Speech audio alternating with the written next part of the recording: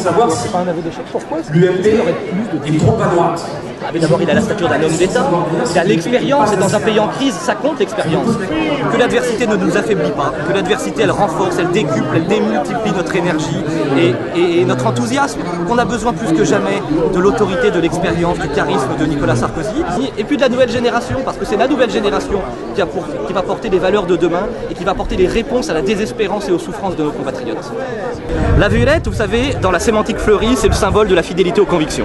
Et il nous semblait important, dans un monde où la déloyauté est la règle, de montrer, de manifester notre attachement et notre fidélité à Nicolas Sarkozy, aux valeurs du sarkozysme et au peuple de droite. Deuxièmement, la violette, elle est considérée comme la fleur la plus populaire au monde. Elle pousse sur les 5 continents, c'est une fleur sauvage, très loin de la fleur des coquets ou des marquis de Monsieur de Montebourg. C'est la fleur de l'enracinement, c'est la fleur de la Sologne. Voilà le message qu'on voulait porter aujourd'hui.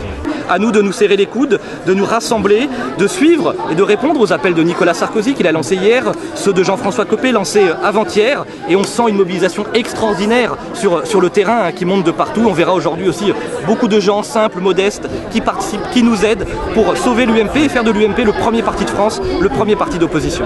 Nicolas Sarkozy s'est toujours appliqué à lui-même le principe de responsabilité, donc il lance un appel, il sera avec nous lundi, mais par-delà Nicolas Sarkozy, il y a Jean-François Copé qui est le capitaine dans la tempête, et on a toutes les personnalités de l'UMP qui viennent d'ailleurs aujourd'hui et qui vont relayer cet appel à la souscription. L'UMP est plus soudée, plus unie que jamais. Bienvenue sur cette terre de géants et de jeunesse en fleurs, de bruyères, de brémailles, de fougères et de violettes des bois. Bienvenue au pays des grands cerfs, des élégants chevreuils, des puissants sangliers et des civiques matins de carène.